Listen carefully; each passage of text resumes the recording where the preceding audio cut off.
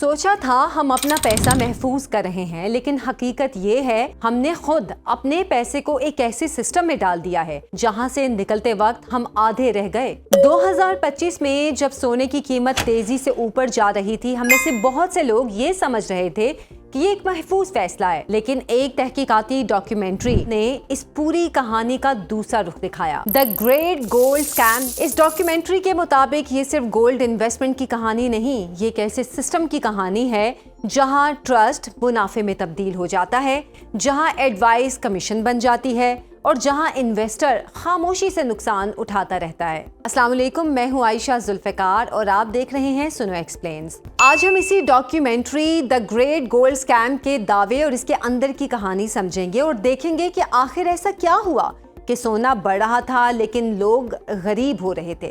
2025 में सोने की कीमत अचानक आसमान को छूने लगी।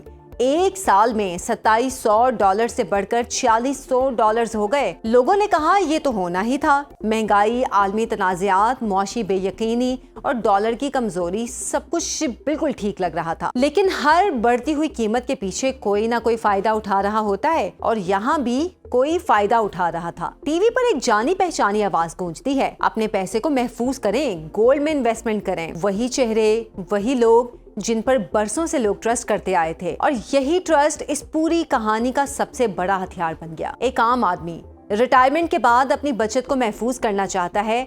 उसे कहा जाता है ये सिक्के नायाब हैं, लिमिटेड एडिशन है, मुस्तकबिल में इनकी कीमत बढ़ेगी, और वो यकीन कर लेता है। ये बात उसने उस शख्स से सुनी है जिसे वो बरसों से सुनता आया है, और यही वो लम्हा होता है जहां फैसला नहीं, एतमाद की सरमायाकारी होती है। फिर एक सिस्टम सामने आता है, गोल्ड IRA, एक ऐसा सिस्टम जहां आप अपनी रिटायरमेंट की बचत सोने में तब्दील करते हैं।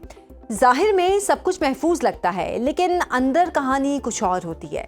ये सिक्के मार्केट में आजादाना ट्रेड नहीं होते, ये सिर्फ उन्हीं कंपनियों के पास होते हैं जो उन्हें बेचती हैं, और यही असल खेल है। कीमत मार्केट नहीं बताती, बेचने वाला बताता है। एक अकाउंटेंट सालों तक इस इंडस्ट्री का हिस्सा रहता है, फिर एक दिन एक फोन कॉल आती है, एक कस्टमर अपने सिक्के वापस बेचना चाहता है, और फिर एक हिदायत, स्प्रेड बढ़ा दो। स्प्रेड एक छोटा सा नंबर जो खामोशी से होता है, और इस तब्दीली के साथ एक इंसान की जिंदगी की कमाई खामोशी से कम हो जाती है। यहाँ मुनाफा नहीं बनता, यहाँ फर्क बनता है, और यही फर्क बन जाता है। फिर स्कैम शुरू होती है, डर की मार्केटिंग। मार्केट क्रैश होने वाली है, डॉलर खत्म होने वाला है, अभी नहीं खरीदा तो कभी नहीं खरीद पाओगे। जल्दबाजी, एक दबाव और एक फैसला जो सोच से नहीं, डर से लिया जाता है। एक साबिक नेवी ऑफिसर अपनी पूरी जिंदगी की बचत $4 लाख वो इन्हें तब्दील करता है गोल्ड कॉइन में। कुछ महीने बाद वो अपने अकाउंट में देखता है